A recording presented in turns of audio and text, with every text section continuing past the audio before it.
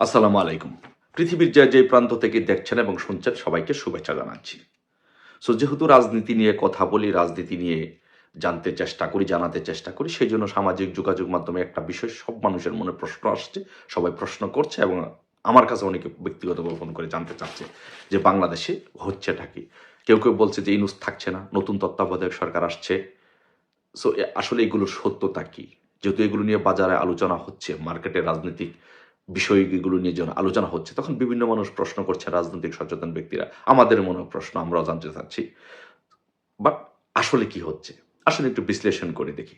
But একটি জিনিস প্রথমে কিন্তু বলছি যে এই বাংলাদেশে ইউনূসের অধীনে কোনো নির্বাচন হবে না।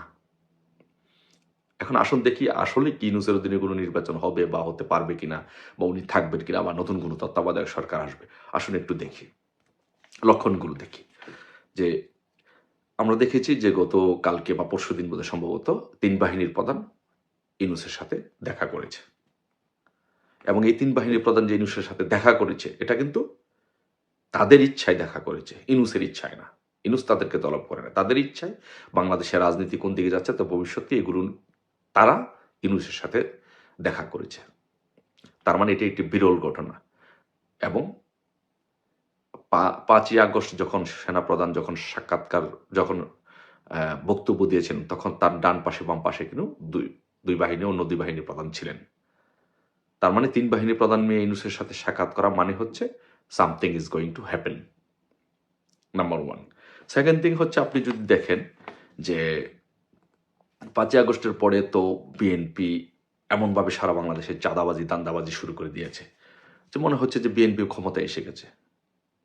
অথচ সেই বিএনপির প্রভাবশালী নেতা এহসানুল হক মিলনকে বিদেশে যেতে দেয় নাই এবং আরও অনেক নেতাকে নাকি নজরবন্দি করে রাখা হয়েছে।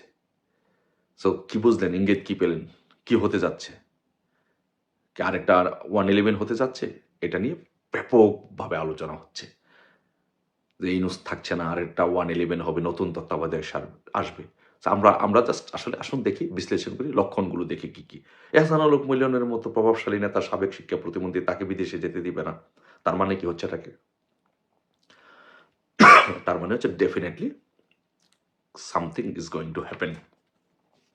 তারপরে রাষ্ট্রপতি সাধারণত ৫ই আগস্টের পর থেকে উনি একরকম বন্দী বঙ্গভবনে আছেন।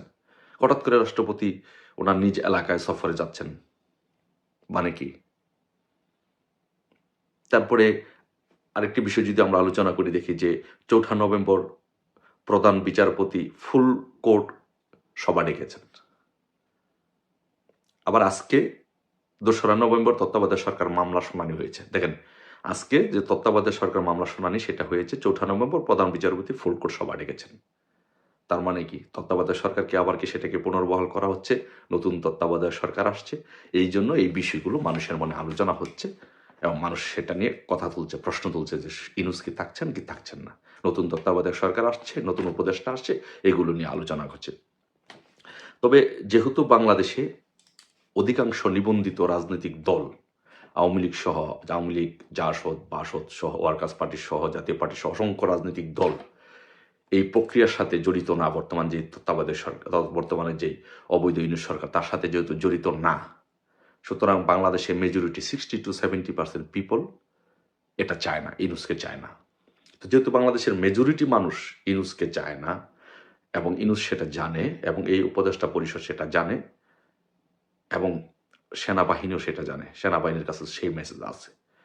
সেই জন্য সবাই কি চাচ্ছে যে ইউনূস না থাক, নতুন একটি তত্ত্বাবধায়ক সরকার আসুক, নতুন একটি তত্ত্বাবধায়ক সরকারের অধীনে সকল দলকে নিয়ে নির্বাচন হোক। এটি হতে যাচ্ছে। তারপর আবার এদিকে শুনলাম যে পল কাপুর, যে নবনিযুক্ত মার্কিন যুক্তরাষ্ট্রের দক্ষিণ এশিয়া বিষয়ক যে দক্ষিণ এশিয়ার যে দায়িত্বে পাচ্ছেন পল কাপুর, সে এখানে বাংলাদেশে ভিজিটে আসছেন। তো সব কিছু মিলিয়ে আমাদের মনে হচ্ছে যে আমরা ধরে নিতে পারি সব কিছু মিলিয়ে যে ইউনূসের অধীনে বাংলাদেশে কোনো নির্বাচন হচ্ছে না, হবে না এবং হতে দেওয়া হবে না। নতুন তত্ত্বাবধায়ক সরকার হয়তোবা আসবে। আমাদের দাবি হচ্ছে, আমরা চাই যে শেখ হাসিনা যে নির্বাচিত প্রধানমন্ত্রী, উনি পুনর্বহাল হোক।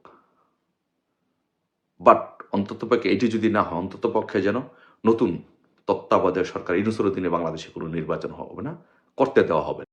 3 বাহিনী প্রধান কেন ইউনূসের সাথে দেখা করতে গেল? অধীনে একটি নির্বাচন হবে, সেই নির্বাচনে সকল দল অংশগ্রহণ করবে।